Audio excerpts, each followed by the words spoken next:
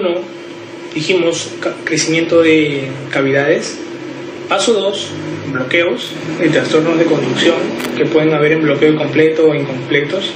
Y el paso 3, ya hablamos de un poco, metiéndonos un poco a las arritmias, ya que bradicardias y taquicardias será el paso 3 y el paso 4, para luego terminar el paso 5 con lo que son isquemias y el paso 6 con lo que es misceláneas de alteraciones del EKG. Entonces el paso 3 nos habla de bradicardias.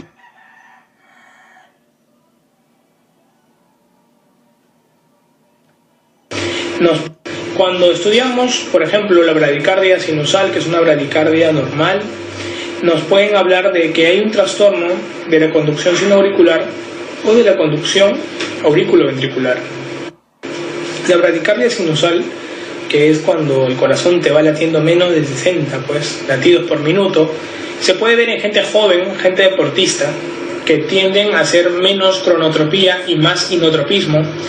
Pacientes que están bajo tratamiento cronotropo negativo, sea pacientes que usan betabloqueantes, atenolol, bisoprolol, que usan digoxina, digitálicos, que usan verapamilo, algunos calcioantagonistas, ¿no? Diltiazem o la ibradravina.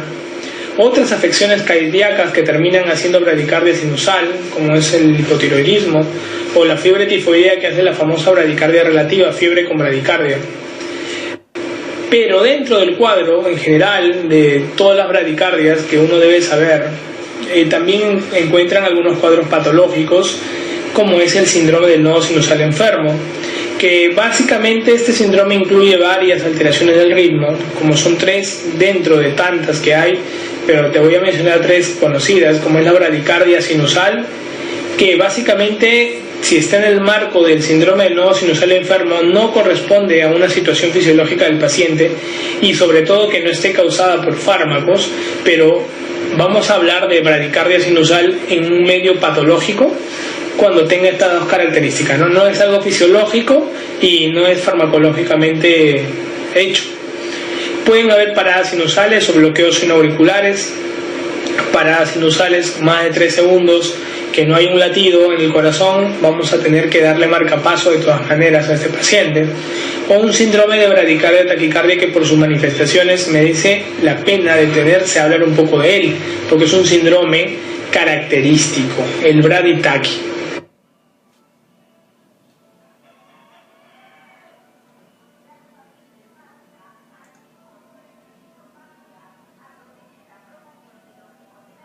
Prolongando y con estados luego de taquicardia compensadora que tienen estados de bradicardia, como pueden observar ustedes, con RRs que se van prolongando y con estados luego de taquicardia compensadora que tienen que estudiar al paciente.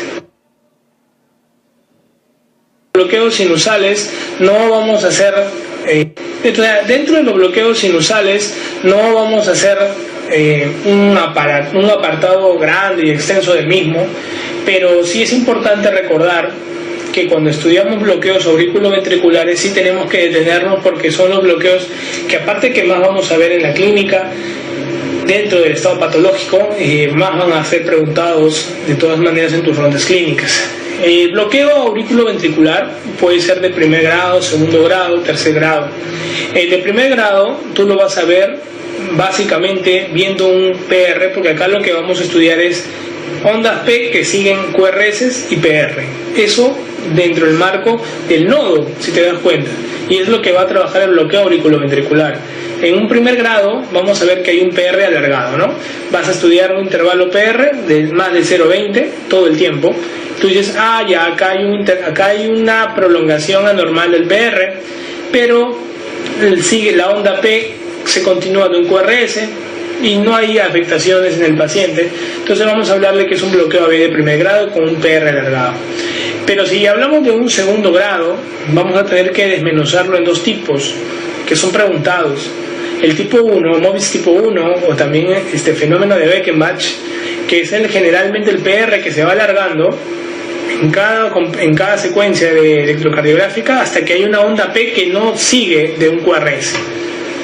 Este fenómeno del tipo 1 no necesita tratamiento, o sea, uso de marcapaso, a menos de que se haga sintomático. llámese síncopes que puedan presentar el paciente o alteraciones hemodinámicas. El MOBITS tipo 2 es el MOBITS que sí necesita tratamiento farmacológico. Es el MOBITS que generalmente es infragiciano de alteración, que se comporta patológicamente desde el inicio y que, a diferencia del MOBITS tipo 1 que sí responde a atropina, ese no responde a atropina. Vamos a ver nosotros que la afectación para un MOBITS tipo 2 es una lesión infragiciana y que acá sí vamos a ver de que no va a haber alargamiento progresivo de PR. Acá de un momento a otro hay una onda P que ¡pum!, no sigue, no se continúa de un QRS. Entonces estamos ante un MOBITS tipo 2. Hay entre el segundo y el tercer grado algunos bloqueos. Por ejemplo, hay entre el tercer grado algunos bloqueos. Por ejemplo, 2 latidos auriculares que no se siguen de un latido ventricular, o cada 3 latidos auriculares 3 ondas P se sigue de un latido ventricular, un QRS. Son ritmos que pueden ser bloqueos que no van a ser configurados en el bloqueo de segundo grado tipo 1 o tipo 2, pero serán bloqueos de segundo grado de alto grado, ¿no? Bloqueos de segundo grado, dentro de ellos de alto grado, casi comportándose como un bloqueo de tercer grado. El bloqueo de tercer grado es el bloqueo más severo de todos, es el que necesita marcapasos rápidamente, es un bloqueo completo donde las ondas P no se siguen de QRS, acá la aurícula y el ventrículo bailan cada uno con su pañuelo, y generalmente algo que quisiera que recuerdes, porque te va a permitir identificar a la hora del examen algunos detalles, es que prácticamente no se puede calcular el PR porque no existe, y los RR generalmente son regulares. ¿Ok? Estamos ante un bloqueo AB porque hay RR regulares. Entonces cuando vemos los bloqueos AB, vamos a ver que son los más frecuentes que ves en la clínica, y las causas más frecuentes son cambios esclerodegenerativos, cardiopatías isquémicas o fármacos antiarrítmicos que terminen haciendo estos bloqueos. La farmacología mal prescrita y cardiopatía isquémica de fondo. La conducción puede estar retrasada o enlentecida. La conducción puede estar retrasada o enlentecida básicamente. Si tú ves que todos los impulsos auriculares llegan a los ventrículos pero lentejas, bloqueo de primer grado. Si de repente por ahí algún latido auricular no conduce y no hace QRS, un bloqueo de segundo grado. O si completamente la aurícula y el ventrículo cada uno baila por su lado, bloqueo de tercer grado. Entonces, una forma de recordar esto es, si ves el gráfico, el primero ves 80 latidos auriculares, 80 ventriculares. Quiere decir que el latido es 1-1. La aurícula y el ventrículo sí coordinan, pero hay una onda PR que es larga, un intervalo PR que es largo, más de 20, que más de 200 milisegundos, más de 0,20 segundos. O sea, quiere decir de que este es un bloqueo de primer grado. ¿Necesita tratamiento? Si no da síntomas, no.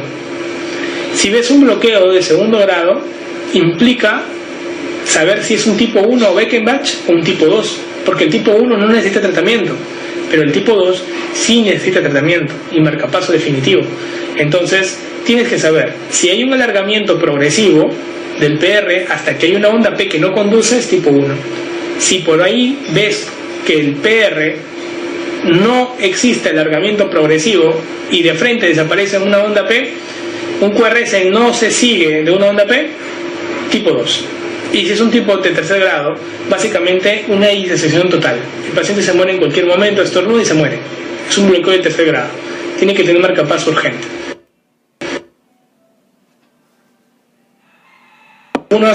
Entonces, acá vemos algunos tipos de frecuencia diferentes porque tú la identifiques. Por ejemplo, en la figura A, tú observas que las ondas P se continúan de QRS en todas. El rítmica sí, RR equidistantes, onda P que se sigue de QRS, y un PR que es menor de 0,20 y mayor de 0,12. O sea, estamos ante un ritmo normal en el A. Pero en el B, ¿qué observas? Observas que hay una taquicardia, observas de que hay algún grado de retraso del PR. El PR, compara el PR del A con el B es largo. O sea, estamos hablando de que el paciente tiene algún tipo de afectación, tiene algún tipo de bloqueo. Es un bloqueo AB de primer grado, un PR largo que se mantiene en todo. En la figura C, si observas la onda P, con cada latido La onda P se va alargando hasta que llega a una onda P que no conduce. Eso es el MOVIS tipo 1. En la figura D observas que las ondas P no se alargan progresivamente, pero de un momento a otro aparece una onda P que no conduce. Es un MOVIS tipo 2. Dice en la figura D. En cambio en la figura E y en la figura F ves ritmos de salida.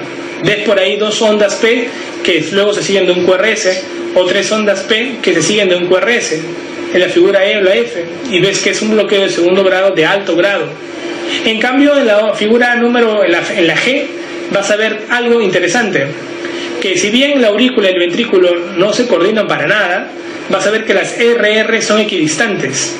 Así sea, es importante. Si tú tienes un bloqueo aurículo-ventricular de tercer grado y ves que hay R's equidistantes y P's equidistantes, quiere decir que cada uno está trabajando por su lado, tanto la aurícula y el ventrículo, pero no coordinadamente. Por lo tanto es un bloqueo completo y de tercer grado. El más severo de todos es la letra G. Por lo tanto tienes que identificarlo rápidamente cuando lo estés leyendo en el EKG que tú vayas a ver en el paciente. Algo que el bloqueo AB completo, en el bloqueo AB completo, si el paciente tiene una frecuencia entre 50 a 60, puedes estar hablando, y el QRS es estrecho, este es un tip grande, puedes hablar que el ritmo que está viendo es un ritmo de escape nodal. ¿Ok? Quien está siguiendo todo el ritmo, el paciente está vivo gracias al nodo. Así de sencillo. Si el paciente se pone su corbata, se ajusta mucho la corbata, aprieta todos los vasoreceptores carotídeos y hay un bloqueo en ese nodo, el paciente se muere. Si un paciente con ritmo de escape nodal, con una corbata ajustada, se muere. Entonces quiere decir que la frecuencia entre 50 y 60, ritmo de escape nodal, porque tiene que latir ese ventrículo. En cambio, si la frecuencia es de 35 a 40, quiere decir que el escape es ventricular, es aún más severo, pero tú al toque lo sacas cuando es ventricular, porque el QRS se vuelve ancho. Entonces, ¿cuándo una fibrilación auricular puede volverse rítmica? Lo dijimos. Una fibrilación es recontrarrítmica, es la arritmia rítmica.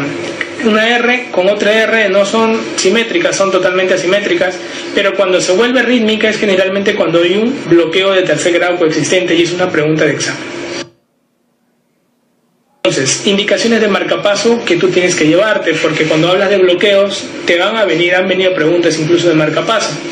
Por ejemplo, pacientes que tienen bradicardias sintomáticas o pausas sinusales de más de 3 segundos. Tú sabes que un segundo son en promedio 5 cuadraditos.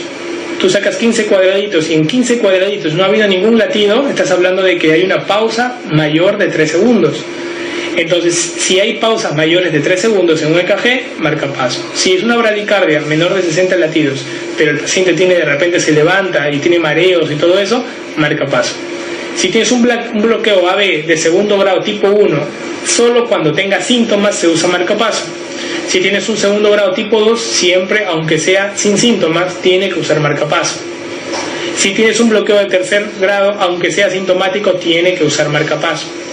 En pacientes con bloqueos bifasciculares o trifasciculares, ¿qué es un bloqueo bi o trifascicular? Por ejemplo, si tienes un bloqueo completo de rama derecha, más un hemibloqueo anterior izquierdo, más un hemibloqueo posterior, o sea, son mezcla de bloqueos con hemibloqueos, y hablamos de bi o trifascicular. Si existen, por ejemplo, en el caso de pacientes con bloqueo alternante de rama, es un bloqueo, por ejemplo, que tiene de un lado, sea derecho o izquierdo, y con el tiempo desarrolla bloqueo en el otro lado. Imagínate un bloqueo de rama derecha en un paciente joven, asintomático, deportista, y que con el tiempo, como se dedicó al alcohol y al cigarro y a todo ello, hace un bloqueo de rama izquierda. O sea, ningún latido de la aurícula llega al ventrículo, se muere de muerte súbita estornudando. Entonces, tienes que definir a quiénes le vas a colocar marcapaso. Por ejemplo, la primera figura en la parte de arriba, tú estás observando las ondas P. Acá vas a ver que hay una onda P que en cada movimiento se va haciendo, ¿qué cosa? Es una onda P que se alarga o no se alarga, que se alarga, y que luego hay una onda P que no sigue, o sea que hay un MOVIS tipo 1. Y en la de abajo vas a ver que hay ondas P, que si bien P con P son rítmicas, las P con las P siguen un intervalo, y las R con R en un intervalo es un bloqueo AB de tercer grado. Inmediatamente la defines.